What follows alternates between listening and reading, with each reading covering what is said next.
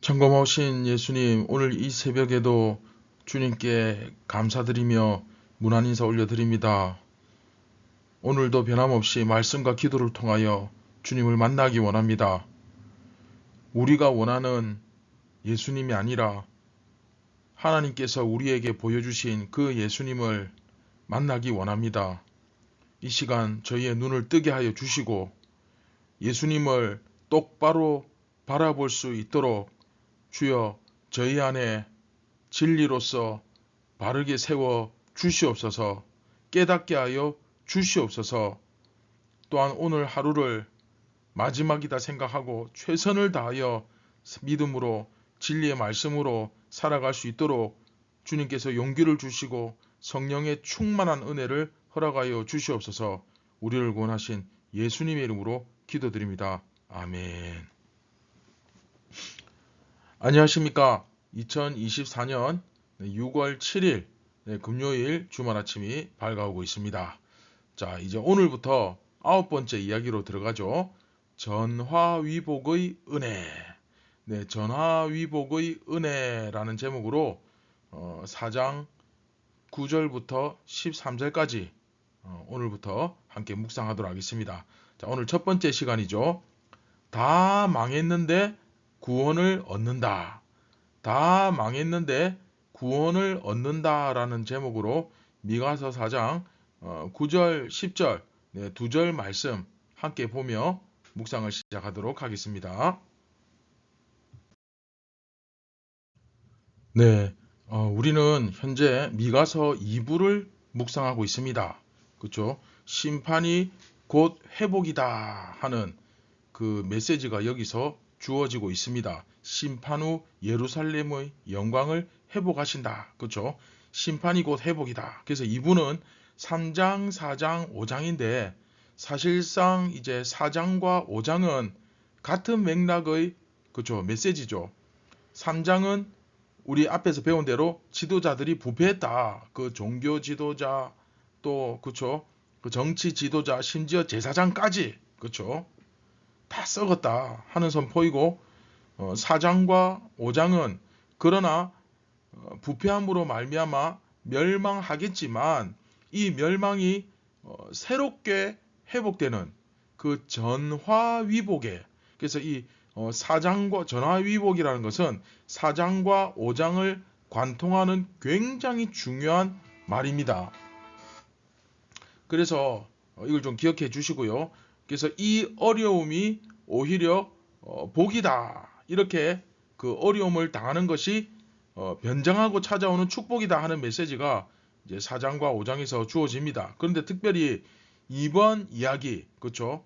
이번 이야기 본문 4장 9절부터 13절 이 부분이 이 고통 당하는 것, 물론 멸망 당하겠지만 이 예루살렘이 망하고 무너지는 것을 통해서 그 유다가 정말 그 쑥대밭이 되면서 힘들어지는 그런 상황이 됨에도 불구하고 그것을 통해 예루살렘의 영광, 그렇죠? 하나님의 영광이 회복되고 그리고 그 고통을 통해서 오히려 이스라엘은 큰 은혜를 얻는다 하는 이 메시지가 여기에 기록이 되어 있는 것입니다.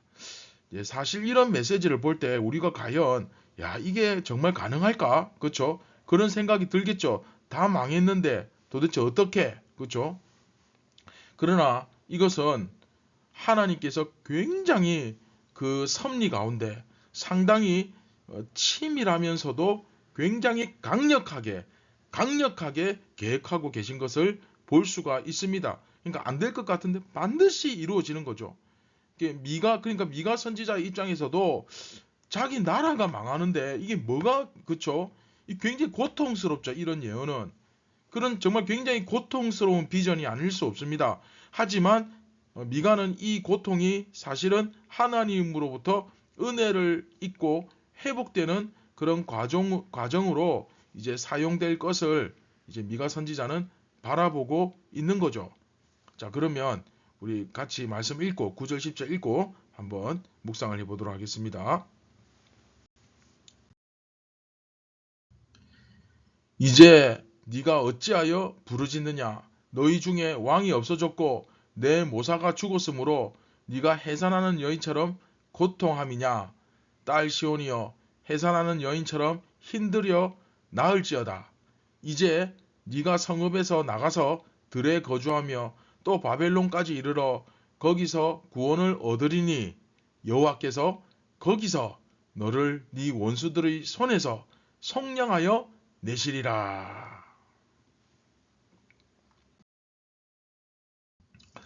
자, 오늘 본문 시작할 때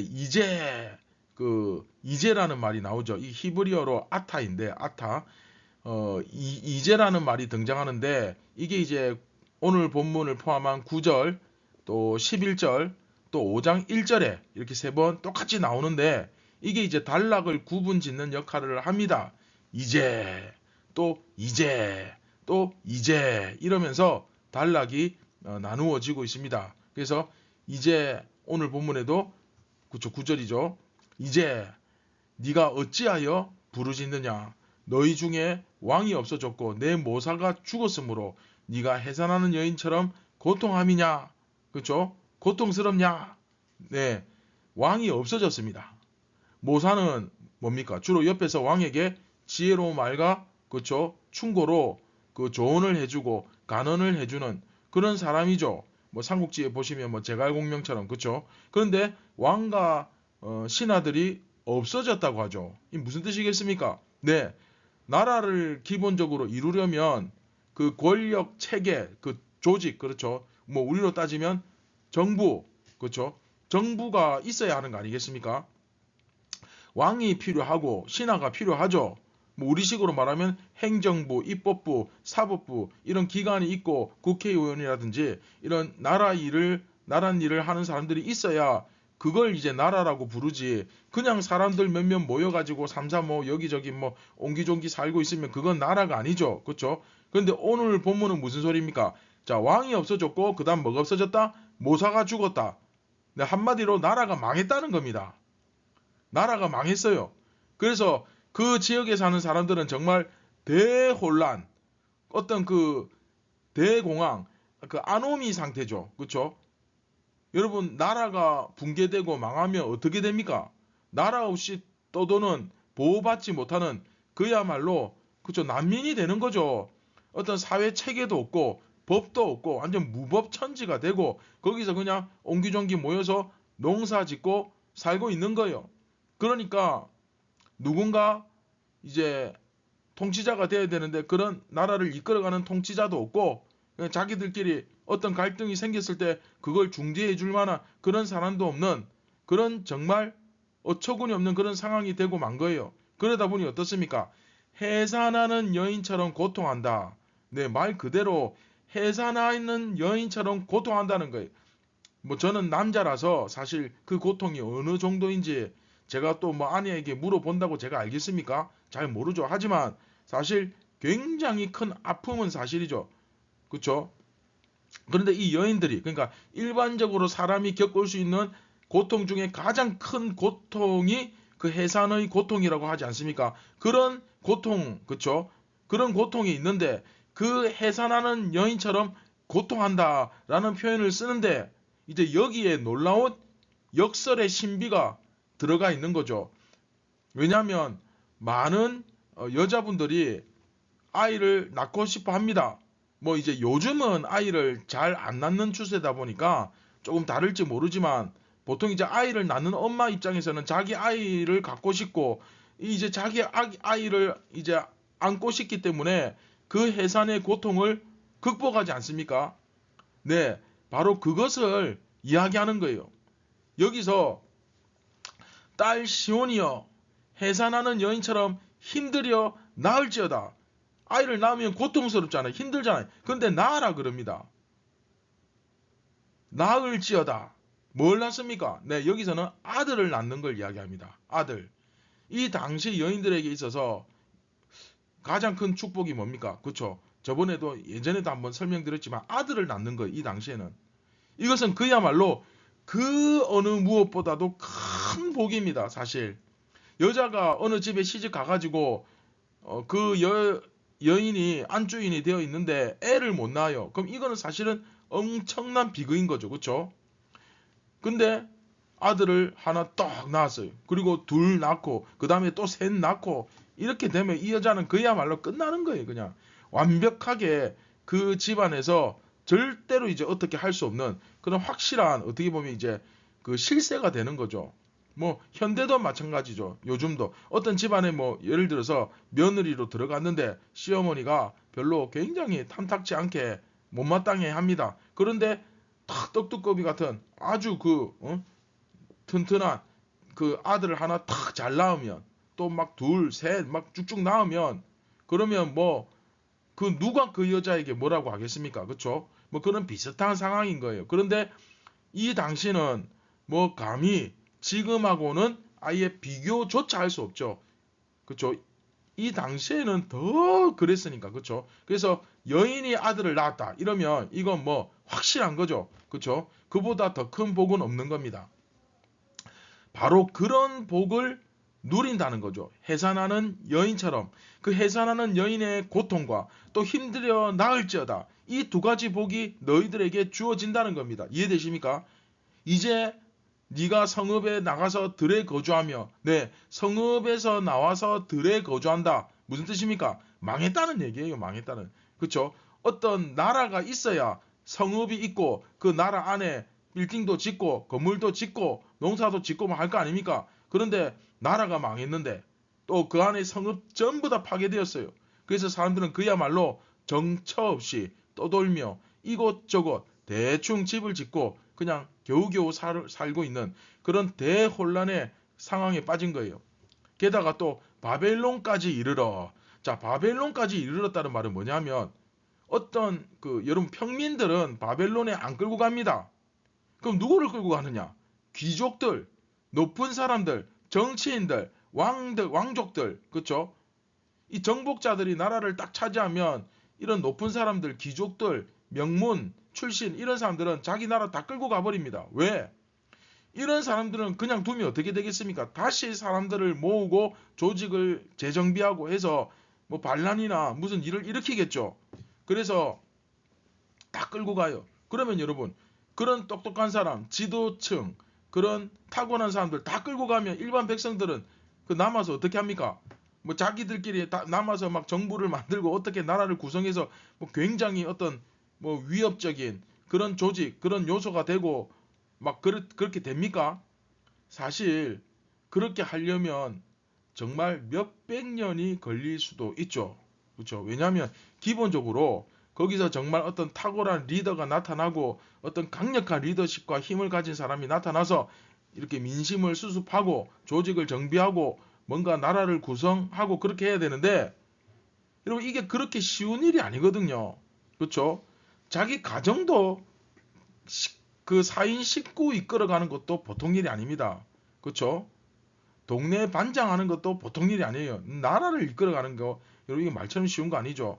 그러다 보니 아무래도 그 귀족들과 왕족들을 싹 다 그냥 끌고 가버리면 거기는 그냥 사람들이 대충 모여서 살고 있는 그런 무명의 어떤 그 초라한 약간 시골처럼 그렇게 되어 버리는 거죠. 그러니까 이제 그렇게 되어 버렸다 그 얘기입니다. 자, 다시 한번 정리해 보면 성읍에서 나가서 들에 거주하게 되었다. 나라가 완전히 망하게 되었다. 또 귀족과 왕족들은 바벨론에 끌려가게 되었다. 그러나 거기서 구원을 얻는다. 네. 다 망했다. 바벨론에 끌려가기까지 했다. 더 이상 이 나라는 없는 것 같다. 다 흩어졌다. 그렇죠? 디아스포라. 완전히 그냥.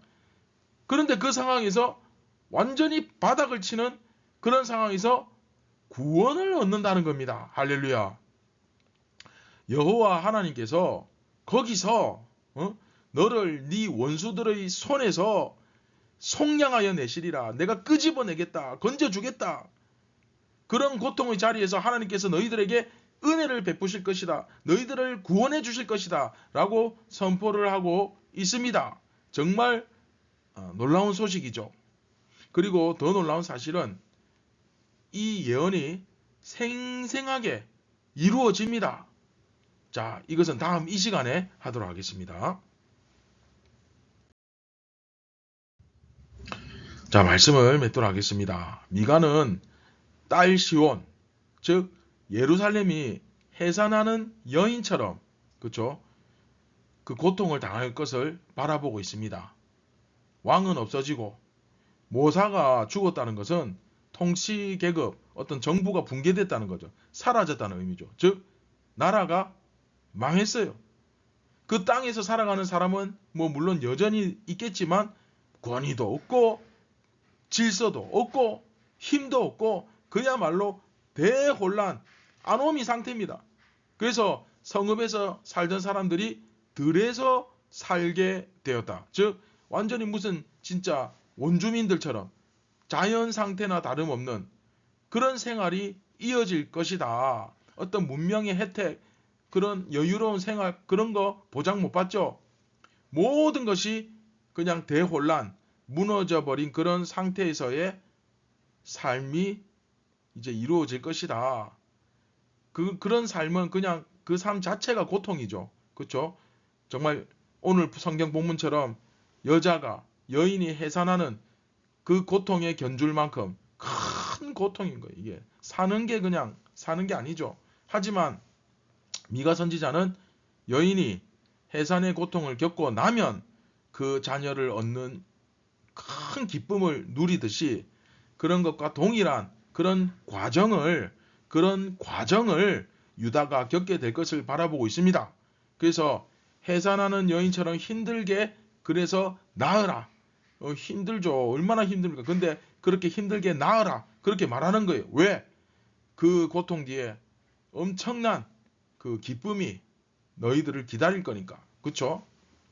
그래서 해산하는 여인처럼 힘들게 낳아라. 그렇게 말하는 거예요. 성읍은 무너지고 비록 너희들이 들에서 살게 되겠지만 그리고 일부는 바벨론까지 포로로 질질 끌려가서 정말 수치와 치욕을 맛보게 되겠지만 하나님은 그 과정을 그렇죠. 다니엘도 끌려갔잖아요. 그렇죠. 하나님은 그 과정을 거쳐서 자기 백성을 구원해 내시리라고 말씀하시는 거예요. 약속하시는 거예요. 그렇죠. 자, 소위 다 망해야 어떻게 보면 참 이게 슬프지만 완전히 망해야 진정한 은혜가 임하는 거예요. 어떻게 보면 정말 슬프죠. 슬픈 정도가 아니죠. 그런데 다 망하는 것 같아 보이지만 정말 고통 중에 고통인 것 같아 보이지만 그 가운데서도 하나님은 자기 백성을 지키시고 해산하는 여인처럼 구원의 은혜를 맛보게 된다는 겁니다. 할렐루야. 그런데 이 말씀이 지금 현대를 살아가는 우리들에게도 너무나 그쵸 와닿는 그쵸 이게 공감이 되는 말씀이죠.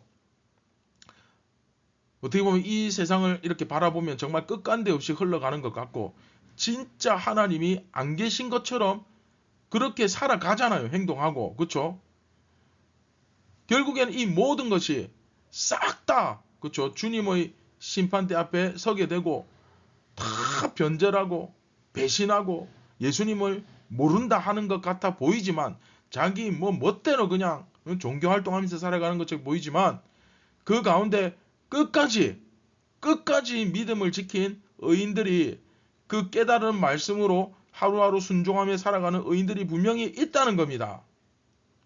자, 여러분은 과연 어디에 속하는 것 같습니까? 우리가 오늘 이 아침에 이 하나님의 주도 면밀하고 정말 강력한 계획하심을 기억했으면 좋겠습니다. 중요한 것은 우리 모두가 그 과정 가운데 있다는 사실입니다. 우리 모두가 그 과정 가운데. 무슨 뜻입니까? 결국에는 과정이잖아요. 그렇죠? 지나간다는 거예요. 과정이니까. 그리고 분명히 이 과정의 끝이 온다는 사실이 중요합니다. 우리의 이성으로 도저히 이게 납득이 안 되고 믿기 힘들겠지만 오늘 이 말씀을 예언했던 미가 선지자의 예언이 이루어졌듯이 우리에게도 이 말씀이 이루어지는 심판의 날이 마지막 최후의 날이 반드시 온다는 사실을 기억하고 우리가 오늘도 깨어서 의식 있는 그렇죠 진리를 깨달은 사람으로서 하루하루 깨어서 준비하며 살아가는 우리 모두가 되었으면 좋겠습니다. 말씀을 기억하며 우리 같이 기도하겠습니다. 참 좋으신 예수님, 오늘도 이 깨달은 말씀으로 진리를 붙잡고 살아가게 도와 주시옵소서. 예수님을 결코 배신하지 않는 정말 의롭고 참된 가치를 추구하는 그런 신앙생활로서 오늘도 예수님께 영광 올려드리길 원합니다. 우리의 삶의 모습 속에서 예수님의 인격과 예수님의 성품과 예수님의 모습이 나타나게 하여 주시옵소서. 부족한 저희들의 삶을 통하여 오늘도 하나님의 나라가 확장되게 하여 주옵소서. 오늘을 살아갈 용기와 지혜를 주시옵소서. 모든 영광 예수님께 올려드리길 원합니다. 우리를 구원하신 예수님의 이름으로 기도드립니다. 아멘. 자, 여러분, 오늘도 우리가 과정 속에 있다는 이 사실을 꼭 기억하고 그냥 막 사는 거 아닙니다. 그렇죠? 되는 대로 사는 거 아닙니다. 우리는 하나님의 치밀하고 확실한 강력한 그 계획하심의 과정 속에 있습니다. 그러면 나는 어떻게 살아야 될 것인가? 네, 답이 딱 나오죠. 정말 고민하시고 신중하게 오늘도 선택과 집중을 하시며 살아가기를